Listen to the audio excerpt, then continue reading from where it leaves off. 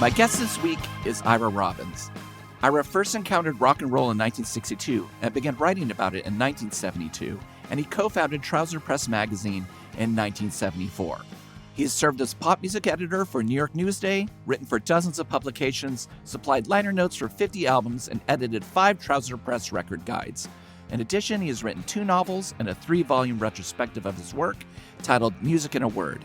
And in 2024, he edited and published Zip It Up, the best of Trouser Press magazine, 1974 to 1984. And he currently runs Trouser Press Books. And it is my great pleasure to welcome the Revolutions Per Movie, Ira Robbins. Hi, Ira. Hey, Chris, how are you? I'm so great.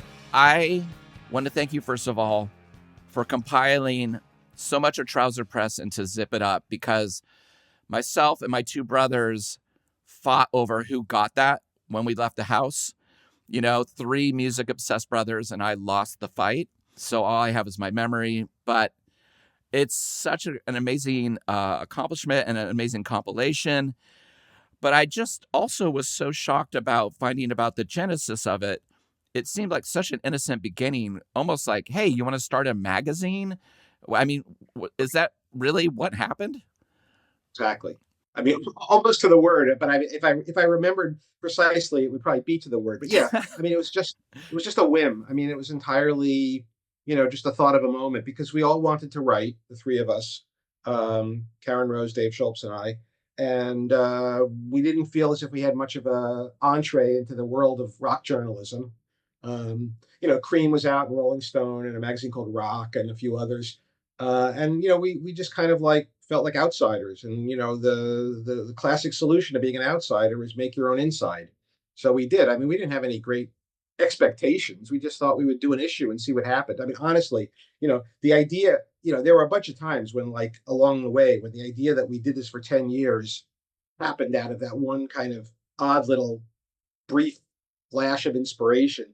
It was just kind of mind-boggling to me. It seemed early on you were mostly covering things that probably weren't being covered anymore in rock journalism, like, small faces. Did you feel like you were filling a gap that was just totally missing in terms of looking backwards and critiquing it? No, I mean, we had our interests, and sort of the motivation for wanting to start a magazine was because there was stuff we liked that we felt wasn't really being covered. I mean, we were all very English oriented in our enthusiasms and our media consumption. And so, wanting to write about the bands that we liked was just sort of like the motivation for starting a magazine. But it also was kind of convenient in terms of it gave us a reason to exist. It wasn't like we wanted to start a magazine and we were going to write about everybody that everybody was already writing about, which is sort of the problem that happened, 35 years later. But at the time, we just felt like we were sort of non-conforming outsiders, and we just wanted to do the stuff that interested us. And we didn't really know whether there was an audience for it or not. I mean, we were just kids in New York. We didn't know what was going on in the real world, so it was kind of a surprise to us. I would say it was a surprise to us that we connected with people, but it really took a long time to figure out that we were connecting with people, because you don't, in the days of print, postage, and and telephones, you don't really get the same feedback that you get now with social media. Right. And I always just assumed it was such a massive magazine because it had a color cover at some point, and I could find it in a record store, and it was speaking to me. And also, it was so funny. I felt smarter reading Trouser Press for some reason as a preteen, 12, 13, 14. This was such a gateway into scenes that I had no access to otherwise. I think we were really just kind of channeling something that we were going through, which was we were reading the British weeklies, Melody Maker, New Musical Express, Sounds, as well as a couple of monthlies like Zigzag and Let It Rock. And that was making us feel smarter, because that was what we were interested in. We learned all the time. I mean, some music journalism is just kind of reactive. It's like, oh, this is what this record sounds like, or this is what this concert was like, or this is what happened when I talked to this guy. But we were really curious, and we wanted to learn as much as we could about the bands that we were interested in, and their histories, and their enthusiasms and stuff. And so we kind of reflected that in what we were doing. We basically, without really intentionally thinking about it, that's kind of the kind of journalism we tried to do. The great thing about the collection too is you're very honest about the publication, the highs and lows, and sometimes you poke holes in it. There's a great paragraph where you say, in the beginning, we intuitively followed all the universal characteristics of the fanzine genre.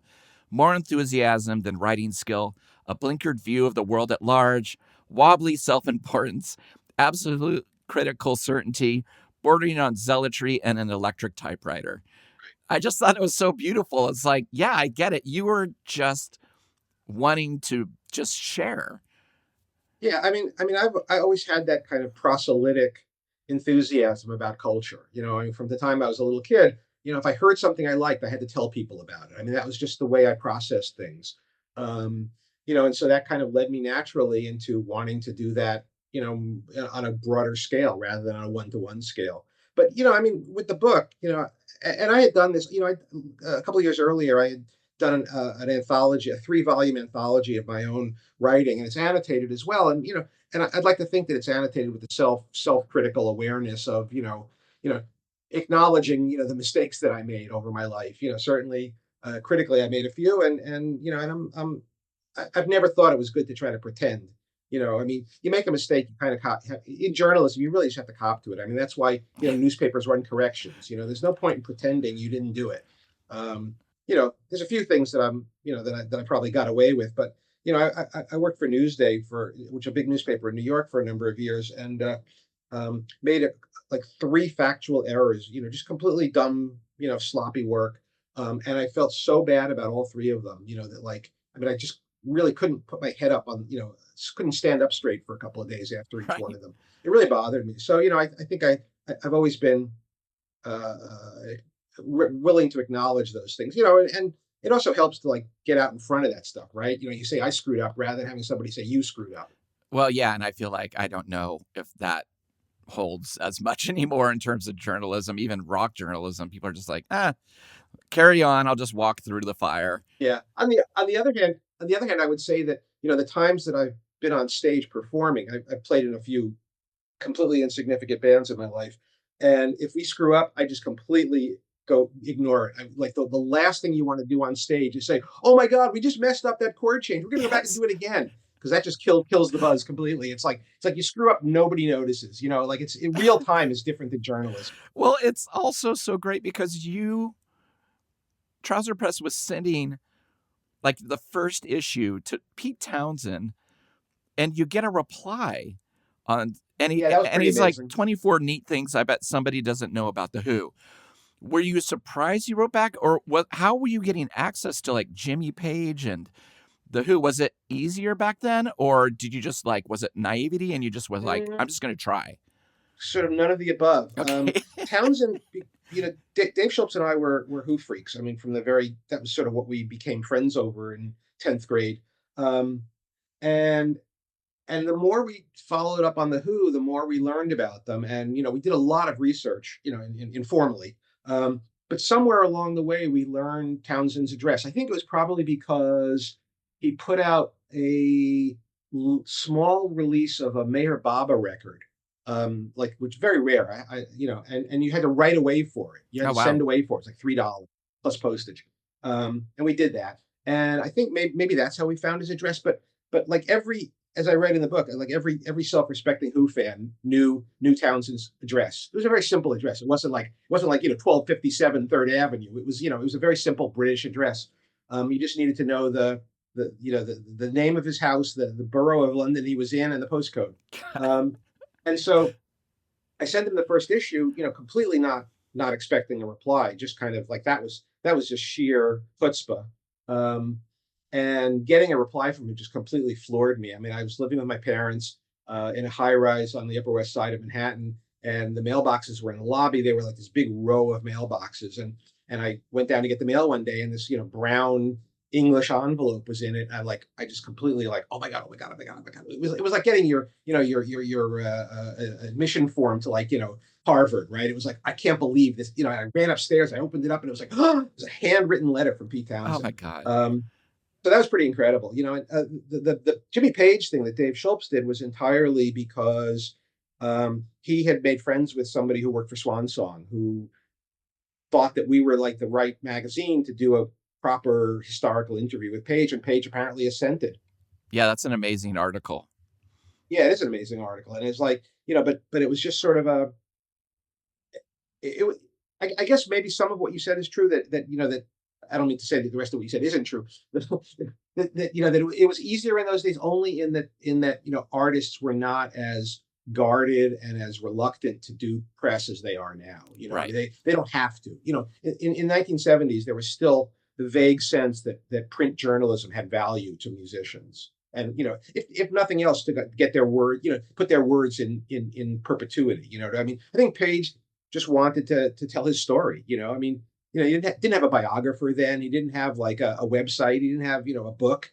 He didn't have a what do they call it, Bedecker? No, a Boswell. So I think he welcomed the opportunity, and he was incredibly cooperative. I mean, as you read in the book, one of the three sessions they didn't record, and Page completely amenably agreed to do it again. Yeah, it's amazing. Can you imagine? Yeah. Can you imagine somebody of that stature like being like the publicist wouldn't even have the nerve to ask if he would consider it? No, it'd be done. Yeah.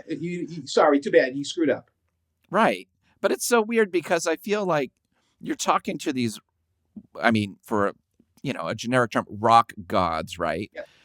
And Trouser Press could really get people to open up. But then, Lou Reed, Tom Verlaine, Devo were so much more cagey in their interviews, I feel like. I mean, how did you feel like Trouser Press got people to trust you and open up?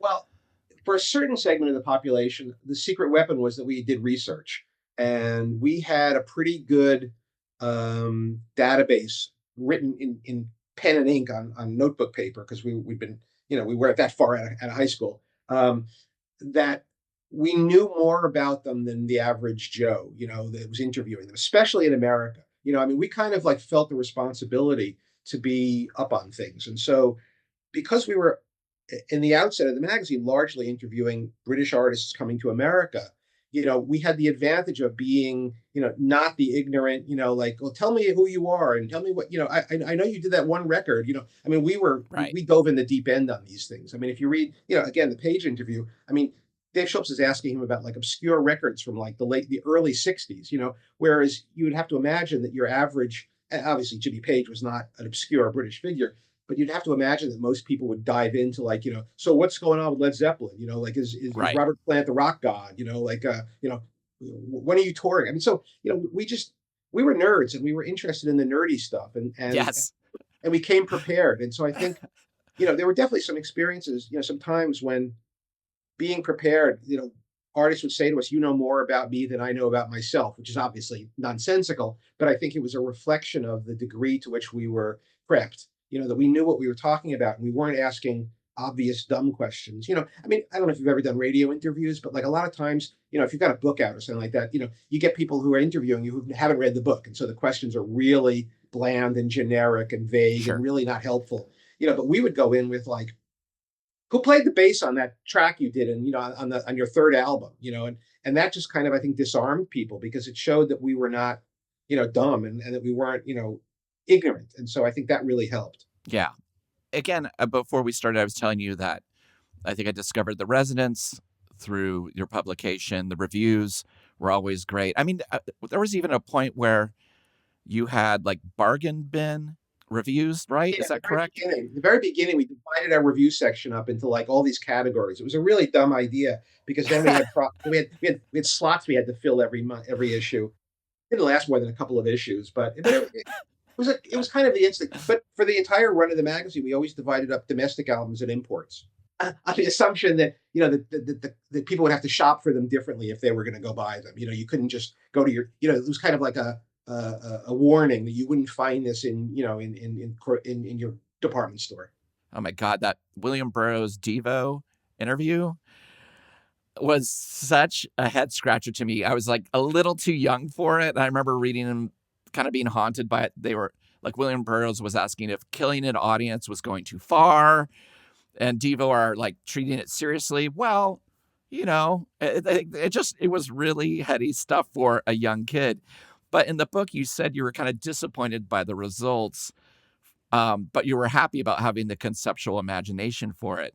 Do you feel like Trouser Press kind of prided itself on like taking those kind of chances that a traditional magazine wouldn't? We had some good ideas. I mean, like when we did our end of the '70s issue, we took an old trick from Mad Magazine and we put like different covers on the front and the back, and the magazine ran in from each end to the middle. So I mean, we did a couple of things like that, and then the 16 magazine cover we did, Right. which drove people crazy because they all thought that we had turned into a fan magazine, even Yes. though clearly it was the same magazine with just a funny cover. And we had some really good cover concepts. But in terms of like feature ideas, the idea of putting Devo together with Burroughs, I don't think was. I mean, Burroughs was our idea, but it was Devo that I think said that they wanted to be interviewed by somebody. Right. Um, they wanted to be interviewed by a porn star. I don't know Right. why. Marilyn Chambers. Right. Yeah, it was either Marilyn Chambers or the other one who I can't remember. We were open to doing things because we didn't really, have a lot at stake. I mean, we weren't making any money, so it wasn't like we were gonna, suddenly, blow the wad. But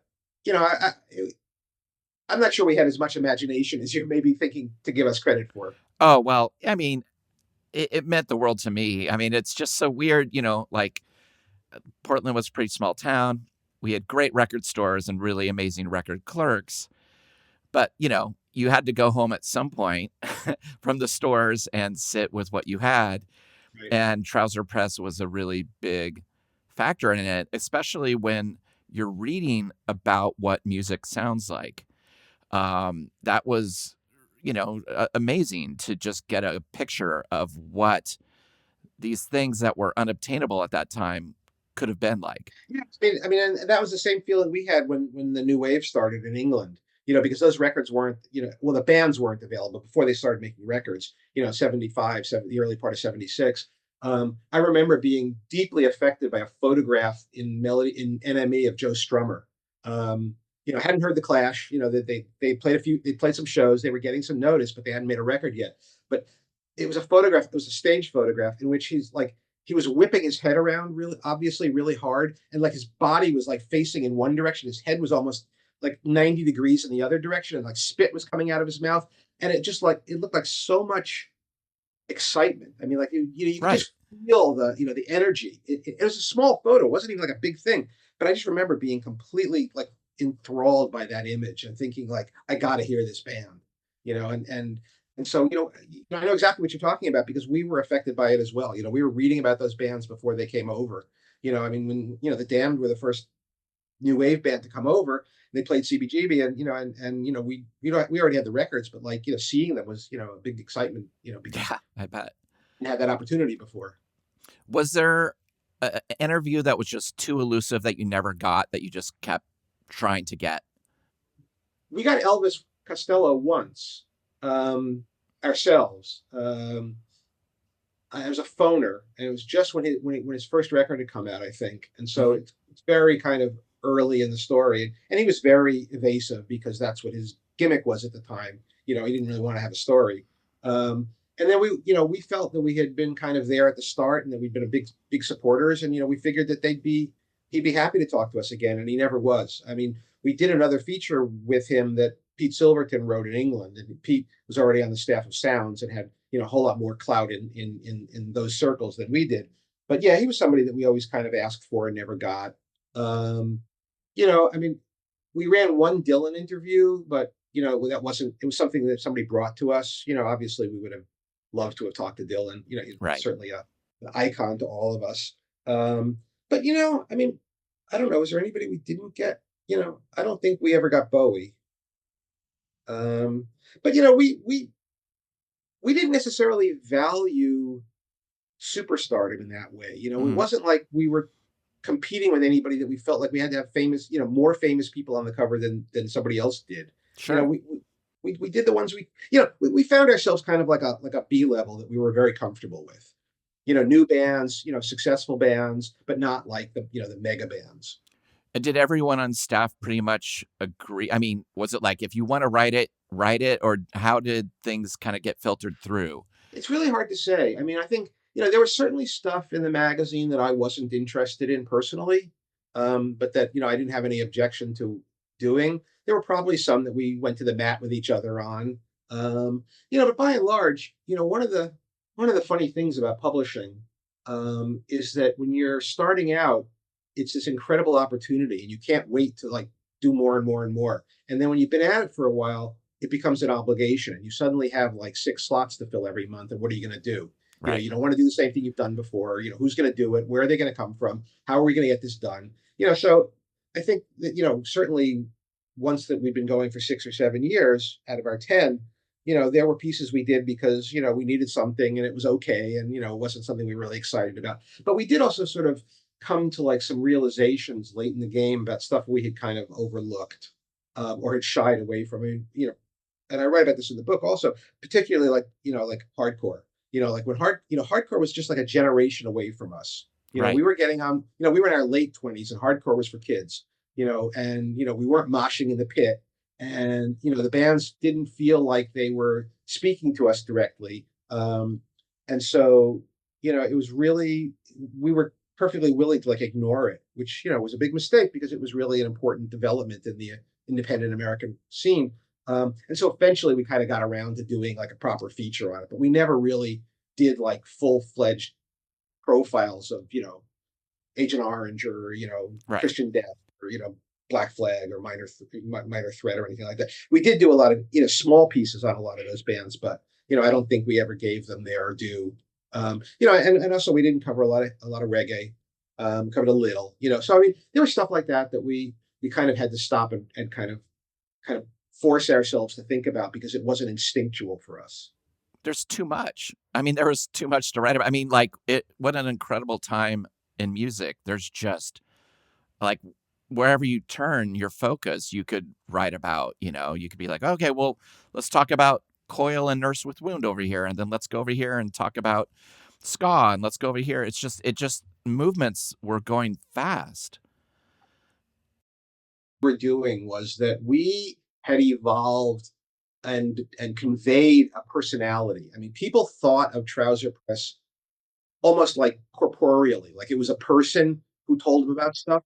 And we knew that. I mean, we figured that out. And as a result, you know, our editorial policy couldn't be all over the place because people would write to us and go, like, why did you do an article about this? I mean, one time we put Jefferson Airplane on the cover, and we got a lot of shit for that because it was like, why'd you do that? And I mean, it wasn't something, I'm not a fan. It wasn't something that I thought we should do, but, we either, I guess we had a piece or we had an offer or we had a pitch and it was like, okay, let's do that, Right. because at some point you want to not just be as limited in your interests as you already are. You want to, stretch yourself a little bit. So, Right. it was a little bit complicated, but you're right that there was a lot going on, but I don't think we were as limber in terms of being able to stretch ourselves out of our comfort zone as we should have been. That's my only to that. Yeah, but it also probably helped with the identity of the magazine because it was very comforting to find it and read it and just, whether it was the reviews or the way you split things up or just the interviews and even the advertising. Oh my God, I just miss seeing something just loaded with like just the imagery. You're like, oh, Gary Panter doing songs for Swinging Larva. And you're like, that looks kind of like the cover of, oh, he did that too. And then you're just putting things together. And it was just a treat. It was like I went from Famous Monsters to Trouser Press, right? And they both had a similar visceral feel of just being like, as I turn the page, I don't know what's going to hit me, but it hit me a lot. Yeah, I mean, I think we were true to our purpose. And I think in a 60-page magazine, you can waver a little bit. Every page doesn't have to be perfect for Right. everybody. So when did you were talking about, in year 6 or 7, it's just starting to be like, oh, wow, we just this is our job. We really have to do it. Did you feel the end of the magazine before the end? Yeah, yeah. It took me a year to work up the courage to stop it, because it turns out that stopping a monthly magazine is not like ending a monthly magazine. It's literally like a boulder going down a hill. You have to kind of get out in front of it and push back until Oh, it wow. stops. It's really hard work.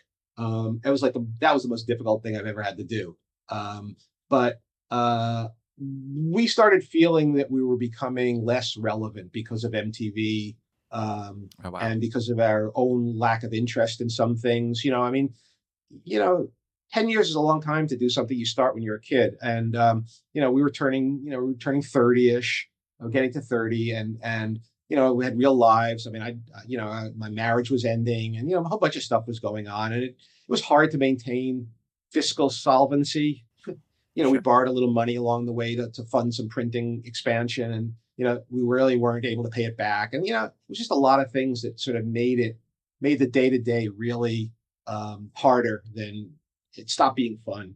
And the music that was out in 82 in 83 maybe, as post punk evolved into like dance music and new romantics and stuff that was just kind of like to us, like we wrote about it but we weren't excited about it. And so Right. it was kind of like, well, what are we doing this for? And I kept it to myself for a long time, and then just finally announced that we were stopping. And then I spent 5 months ending the magazine after we had announced it. We did have a 10th anniversary party in March of 84. Didn't tell anybody we were going out of business until the next day. That's the classic way to do it. It's just Yeah, be yeah, like, hey, surprise. exactly. Well, it's fascinating because you picked a film that really surprised me. I mean, you're genre hopping. You've lived a life through music, and you come to me with Espresso Bongo, Cliff Richard's Laurence Harvey vehicle, and I was just like, excellent, because I do know this film too from the video store.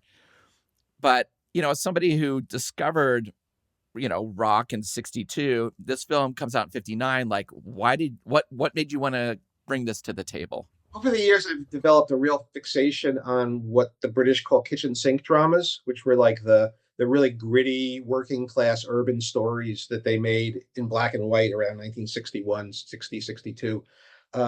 Which sort of like were the antithesis of like Hard Day's Night. They were like grim, difficult life, poor poverty, and they were amazing. And Laurence Harvey started the best one of them, which is Room at the Top, in the same year that Expresso Bongo came out.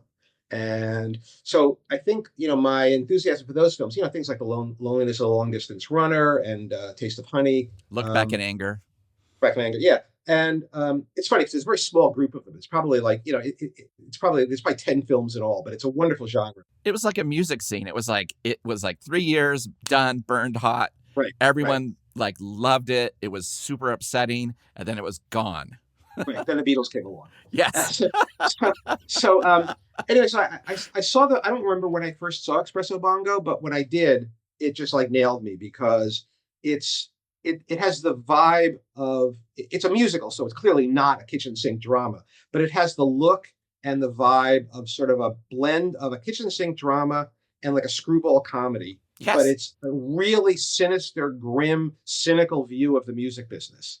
And it's basically a true story. I mean, more or less. I mean, not about actual real people in every case, but it really conveys what England in the end of the 50s was. And it's fascinating to me because it's a rock and roll movie really before there was rock and roll in England. I mean, Cliff Richard had just gotten his career going, and was a star, but he wasn't, but the scene hadn't evolved around him. I mean, there was him and Tommy Steele and Marty Wilde and a couple of other people, but this was still pretty early in the story. I mean, by and the genesis of the film was it was a West End stage musical in 1958. Yes. Yeah. Wolf Mankiewicz and Julian Moore wrote the words. And it's Right. so weird. And then the music, it was David Henniker and Monty Norman. The film is very different than the musical, correct? Yeah, yeah. In fact, only 3 or 4 of the songs made it from the West End into the film, and there's a second version. There's an edit of the film which cuts most of them out as well. But how could you not love a movie in which the biggest song in it is called Nausea, and it's got the incredible couplet of like, something about it rhymes Aida the opera with bleeder, meaning a crappy singer. It's like when I listen to Aida, then I hear this little bleeder, Nausea. Oh, it's so great. It's And so great. out of the gate, Val Guest, who directed a lot of Hammer stuff, Right. the opening sequence alone is worth the price of admission. It is so ambitious in terms of telling the name of the film, who's in it, who shot what, who did the sound, all within them just following youth into various like arcade centers and coffee houses and just walking down the street. I was really impressed. Like the energy of this film out of the gate, and it's nonstop dialogue. It's like Mhm. wall to wall. Like Right. the very first scene that happens. Well, here, I wrote it down. It goes like this. Here's a scene. Get your hot dogs here. One hot dog. Right, sir? So I said to the chick, get with it. Well, what's the point of coming if you don't go for the beat? Yeah, what's the point? But yeah, Vera, when she goes, she goes. She really does. And then it cuts to these two women looking in a record store, and she says, you see, he does look like Dave Brubeck, only shorter. I thought Brubeck was shorter. Oh, no, very big. Well, I can't get with him. I do, but I just can't. He's so square. It's like dancing with loaded dice. Like the film just never lets up in terms of like the witty banter. And I think they took some of that from the stage thing, but it sounds like they kind of changed the cynicism in the film a bit. Like it's not as dark as the musical was. I have the soundtrack to the musical, but I've never seen it. But the thing the other thing that's fascinating about the film is that how risque it is for 1959. I mean, it's about prostitution, it's about stripping. There's some really lewd language, not language, but lewd allusions and things like that. Yeah, it would never come out in the States in Right. 59. I mean, we're dealing with like rock, rock, rock and rock, baby, rocket, in Right, the which are US.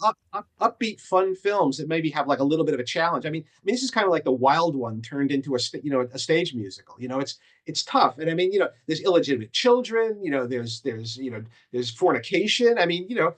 This is still the era in which American movies, the men, in American television, men had to keep their feet on the ground if they were in a bed. It was like kind of like so and Laurence Harvey. I love Lawrence Harvey. I Oh, mean, me obviously, I too. love and there's a fascinating aspect of this, which is Lawrence Harvey was a Lithuanian Jew who was raised in South Africa. Apparently, and this is the story I read, that in order to get, they, there's a theory that his character, Johnny Jackson, is Jewish, which I don't believe. I mean, I don't think Johnny Jackson seems Jewish on any level, but he apparently had Wolf Mankiewicz train him in the accent so that he uses a lot of Yiddish in the movie. I mean, there's a lot of, and he uses the kind of the Yiddish inflection that Eastern European Jews evolved. The kind of like what would you say?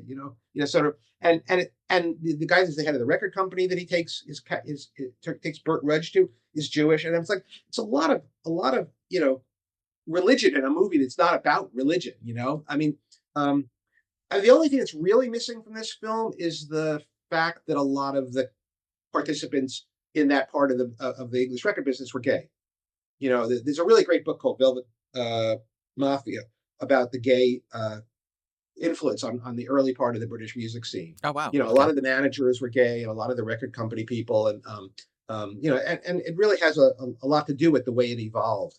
But there is a lot of suggestion that the character that Laurence Harvey plays, Johnny Jackson, is basically a mimic of Larry Parnes, who was a manager of talent and who picked a lot of young boys out of the ghetto of London and made them into stars and gave them funny names. So whether that's true or not, I don't know. But it's interesting the way Johnny Jackson is portrayed because he's a hustler, he's a liar, he's a cheat, but he's also the one who comes out losing in the story. That he gets his comeuppance, as it were. And you actually feel very sympathetic towards him by the end. Right. And Cliff Richard's great. I mean, Cliff Richard, has had a. There's another interesting aspect in which, the actor and the role gets kind of blurry. Cliff Richard, who became a evangelical Christian later in his life, gets to sing that. They come up with this idea in the movie that he needs a religious song. Now, I don't know whether that was something that was in the original stage play. No, it wasn't.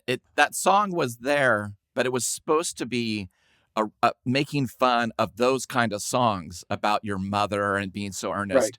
And they totally changed it for this film to Uh, give it a religious bent and like a really pure, like heartfelt thing. And I right. just was like, oh my God, of course they did. But it's so weird because the rest of the film is very full of like slime dripping down the wall, very gritty, like Yep. everything feels scuzzy and and kind of like just beyond lived in. So it's so funny. These transitions that they make sometimes are very jarring.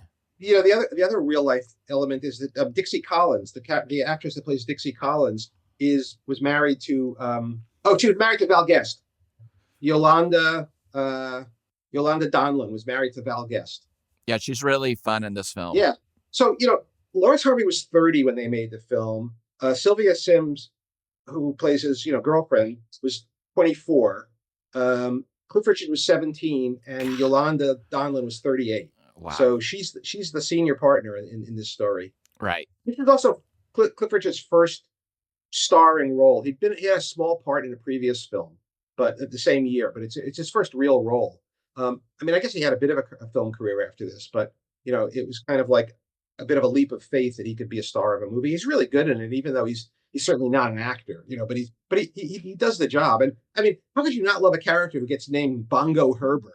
I know. I love it when they go to see him play for the first time. First, they focus on the shadows, which is amazing. Like to see, footage of the shadows is always great, and I'm anybody who wears glasses and rock. I just, that right there. I'm like, oh my God. That's Hank B. Marvin, the legendary Hank B. Marvin. Yep. And they weren't even called. Apparently, the story I read was that Cliff asked if he could bring his band into the film. They weren't cast in the film. Oh, He simply said, like, if you want me in the film, you can take my band too. And they weren't even called the Shadows at that point. I think they were called something else. And they're called the Beasts in the film, right? Or the Beasts. Yeah, they're the Beasts. Yeah, and they still do the 60-60 walk where they kind of do a little triangle moves and stuff. Yeah. But then it pans over to Cliff Richards playing the bongos and people losing their minds over him, like playing and then spinning around and playing some more bongos, and then like really tiny bongos. We're not talking about like big, giant, to the floor bongos. And then doing a move where he crosses hands back and forth over the bongos. And people are like, oh my God, what am I watching? They're just going bonkers. The dance sequences are really fun and playful, and they're really energetic and sloppy at the same time. I can imagine, like when I saw Rock and Roll High School, I was like, this is what high school is going to be like, right? Not at all, right? But you're like, oh my God, it's going to be like dancing down the lockers, And I can imagine people being like, oh, this is what England is like. You just walk into a coffee house and you'll see Cliff Richards, this beautiful kid, playing with the shadows. And, like everybody knows the dances they're doing, and they're smashing coffee cups as they drink them. It's great. Yeah. As I was watching the film, I realized that it reminded me in a sense of A Star Is Born. I mean, it kind of has that same arc, right? Where the young star, eclipses the older star, right. And there's the sad moment when Dixie finds out that, that Bongo Herbert is going to New York to star in a show, and that she's not part of it, and it's kind of like, oh, face falls. And Cliff Richards, I think he's doing a song called Love. He's like, love is a fever, death in disguise. You live it up and soon you'll be dead. But he's like looking down the camera at the audience during the choruses. And you're like, oh, I get it. I get why people were like, this guy's a star.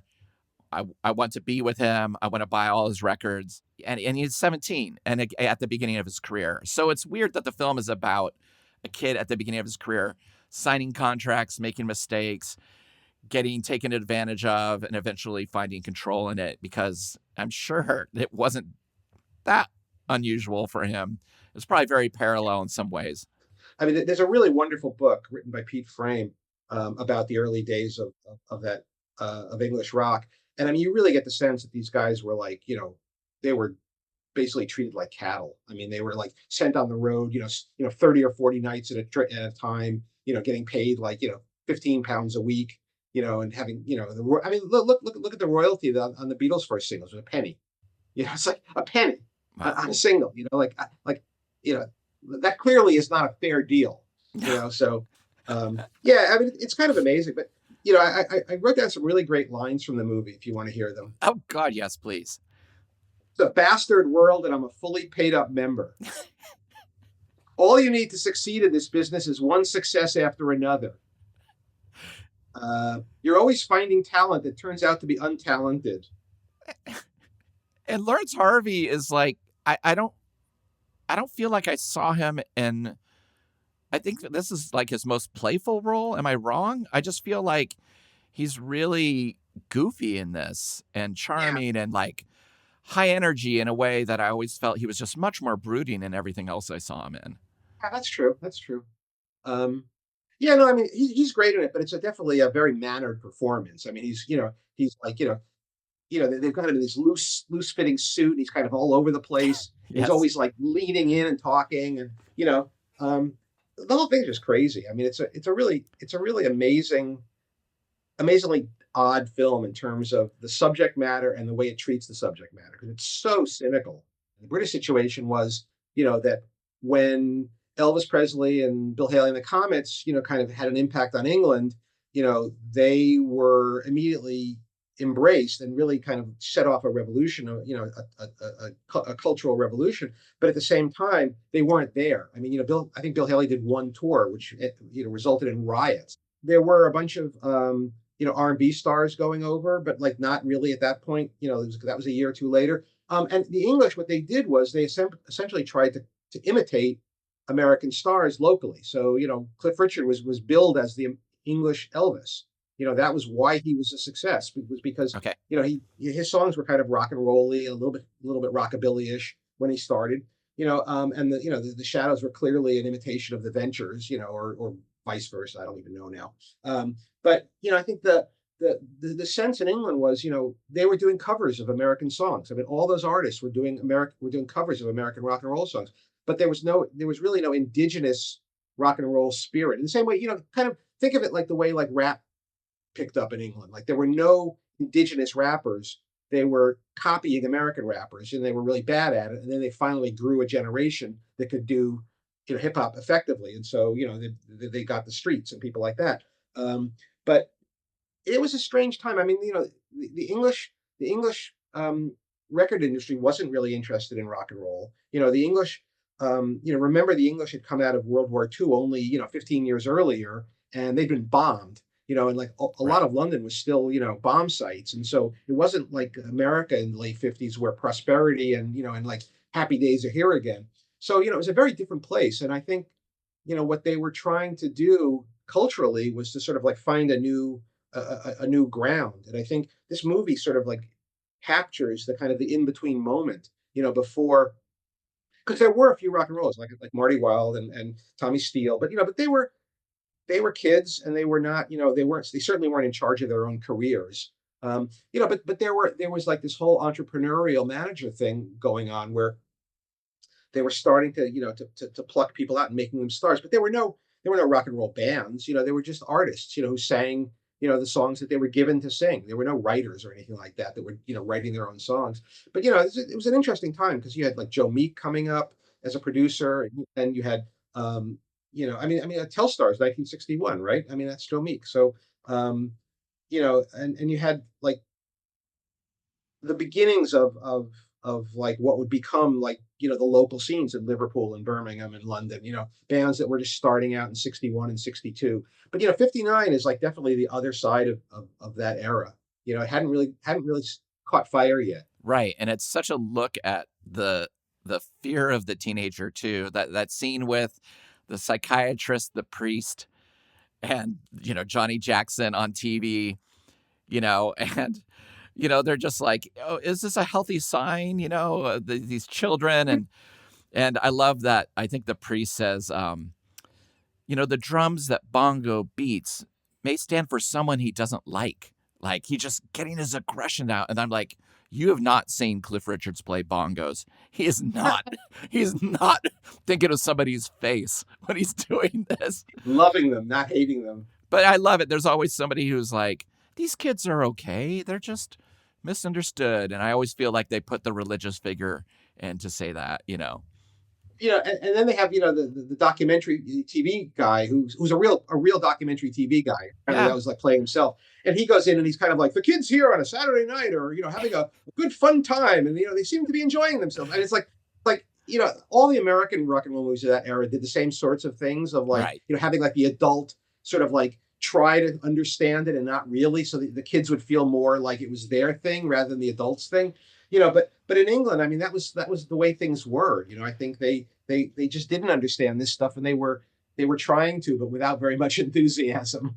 It's got a very seedy, dark element to it that I really appreciate that Cliff Richards cuts into, like the scenes with his family. You can tell it was a stage play at that point, because the scene where they try to convince, his parents that this is the real deal and it's going to be good for him. I mean, they're just like, the ones who play his parents. The father's completely out of it, and it's kind of like, just where's my dinner, and the Yeah. mom is like, angry and resentful and suspicious and paranoid. It's great. I mean, it really is perfect. I mean, that kind of scene is in every one of these movies, the American ones as well, right? Where the huckster goes to get the permission of the parents. I can't even remember which film I've seen that in, but it's definitely in a couple that I've seen, American ones. And it's a standard trope, but they do it really well. And then, I mean, what else can you say about Hermione Baddeley, right? Playing a prostitute with bad vision. Yeah, It's that's like, yeah, and everyone knows her. They're like, oh yeah, how's your day going on? right, right. It's Yeah, the great. scenes outside that they shot actually in Soho are pretty fantastic. And Hmm. I'm also a sucker for anytime there's like a fake street scene, like you can see, in the distance, like, painted, a building that's just not there. And like they drive some cars up and down it and people are walking on these fake sidewalks. It's just, I mean, the ambition in it is quite great. But yeah, definitely super stylized, really great with just knowing how to throw shadows and make things look weird. And at times, that's what's weird. Like his Soho apartment, Johnny's Soho apartment, is so just like, I love when they're like, okay, paint it more grimy. We need more peeling wallpaper. We need everything just to look trashed, And yeah, you're like, this guy is nothing. And Maisie gets to deliver like the ultimate teenage put down. Like, starts to make his bed, and he goes, "Why should I make the bed? We're just going to get back into it." It's kind of like every teenage boy has said that to his mother at some time or another. But here's Johnny being like a complete reprobate. Like all he wants to do is get her into bed.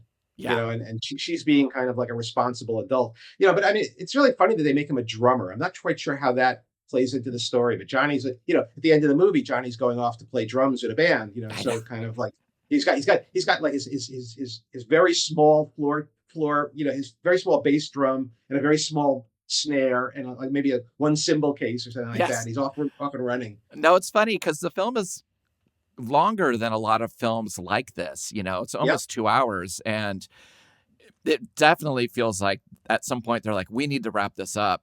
Like we need to let's like let's get this going. It really rushes to an ending where you spend a lot of time with these people in the theater, in the strip club, in the coffee house. I love the scene where he's convincing him, like the jukebox is like a big competitor to Johnny. He's Right. like, you want live music. Let Right. me bring in my kids. Let me bring it. They're amazing. You don't want this, as they're wheeling in a jukebox. And I just was like, wow, I guess I never really thought about the threat, which is Uh-huh. always going on in music, a new Right. threat. And Right. Right. this point, this just a giant, you know, vinyl robot is being wheeled in. So apparently in 1962, the film was re-released in an edit that favors Cliff Richard and basically screws the story up completely. But Wow. it's just I've never seen it, but apparently there is a version of it that's very Cliff Richard centric. Wow. That's really weird. Yeah. Yeah, I mean, that would not be as much of a fun watch. kind of amazing. This movie gets a PG rating, which like for which now, I mean, obviously, like it's PG is fine, but I mean, 1959, it's hard to imagine how this movie was thought to be suitable for children. And clearly the audience was children, right? I mean, who's going to go see a Cliff Richard movie? 15-year-olds, but I mean, stripping and prostitution and fornication. I mean, it's like, really? Okay, go for it. Yeah, I agree. It's the kind of thing that I wouldn't be surprised if, at the beginning I had that certification that came Hmm. up from the British Film, Institute. But yeah, I totally agree. It really, for something that supposedly pulled its punches, in terms of some of the songs that they rewrote or wrote new for this, it's pretty seedy film. Yeah, well, that's great. Yeah, exactly. Ira, I want to thank you for being here so much. Again, this was such an unusual choice, but I really feel like it is a fun watch. It's a weird watch, and also it is, like you said, it is a sweet spot right before the British invasion takes over, just years away. What are you working on right now? I'm running Trouser Press Books. As you mentioned, Zip It Up, the best of Trouser Press 74, 84 came out earlier this year on Trouser Press Books. Our next two titles are being released in October are books about CBGB and the Marquee Club in London. Oh my God. And we have a bunch of other stuff. And, if you're curious, you can go to our website, which is www.trouserpressbooks.com. Still doing the same thing I've always done, basically. Oh, it's amazing. I'll put links in the show notes and stuff too. I mean, Thanks. again, support this independent bookmaker still, please. This person who I'm lucky enough to talk today really did a great number for me, my brothers, as youth in terms of influencing us and where to go and how to find things and devour things so that we could be ourselves.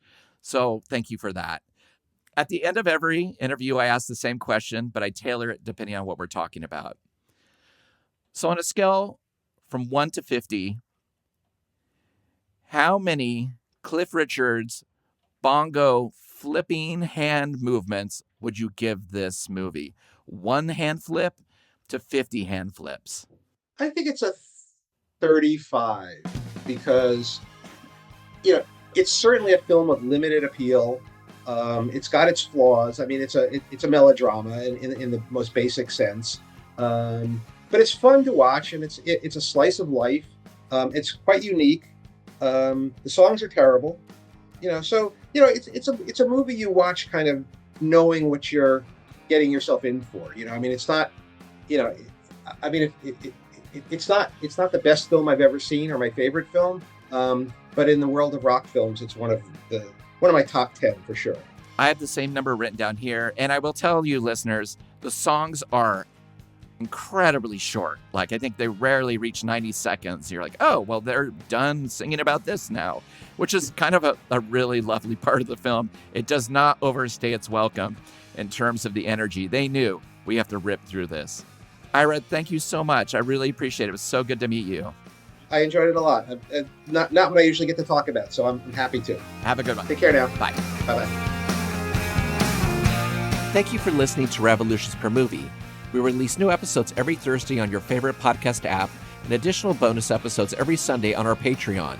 The show is a completely independent affair, so the best way to support the show is through our Patreon at patreon.com/revolutionspermovie, where you can get weekly bonus episodes and shows, exclusive limited edition flexi discs and records and CDs featuring guests that have appeared on the show, and other exclusive goods sent to you just for joining. You can follow us on social media at Revolutions Per Movie and also find out more information about our various guests in the episode show notes. Thanks again, and we'll see you next week. Bye.